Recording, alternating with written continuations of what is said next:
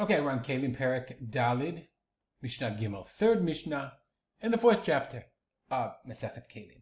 So we learned in the last Mishnah the idea of a gistera. A gistera, we learned, was the remnants of a kli. And we said if a kli was broken, and then it started to crack up, once liquid leaks from it, then it's not makabel tumah anymore, it's gone.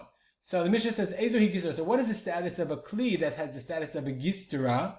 Okay, that we said, im nitro'a, if it becomes damaged, shi'ura kimotzi mashke. Then the measurement is, does it lose liquid or not? And then then it's not makabel tumah at all. So what's a gistera? Kol shenitlu azaneha. As long as the ears are off, right? Look at our posing, right? Once the ears are come off, then nitlu azaneha, then it's considered the halacha of a gistera. And once it starts to crack up and water leaks from it or liquid leaks from it, then it's no longer makabel tumah. So if it broke from the top, and then remember they keep the bottom.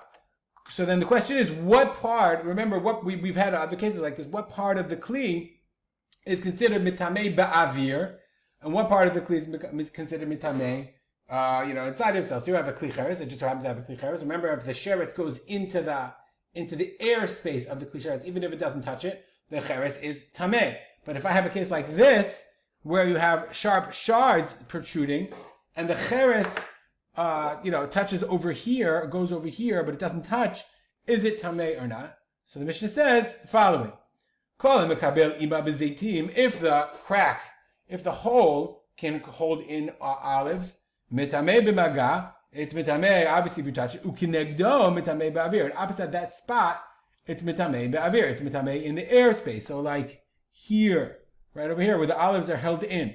But the Mishnah continues, but if it can't hold in an olive, I mean the space is wider than an olive, then yes, if the sheretz, if the creepy crawly thing touches it, it's mitamei. But it's not mitamei ba'avir. Next case. If it was leaning on its side like a katedra. Katedra, the Bartanura says, a woman's chair when they ride on a wagon.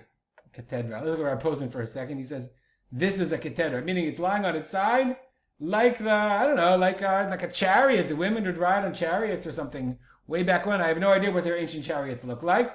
Then, the same thing is true. If this thing is on its side, so we'll go back to our posing for a second. So remember the jagged edges. So this is a kli. And remember we learned, according to one position, the halachic position, this is considered a kli because sometimes keilim are usable on their side. So therefore, the same rule is true. If it holds in, if the area, the crack is small enough that it can hold in olives, then it's mitamei by touch, and corresponding to that space, it's also ba'avir in the airspace. But if it can hold in an olive, then mitamei b'magav and kinogdo mitamei ba'avir. Same thing.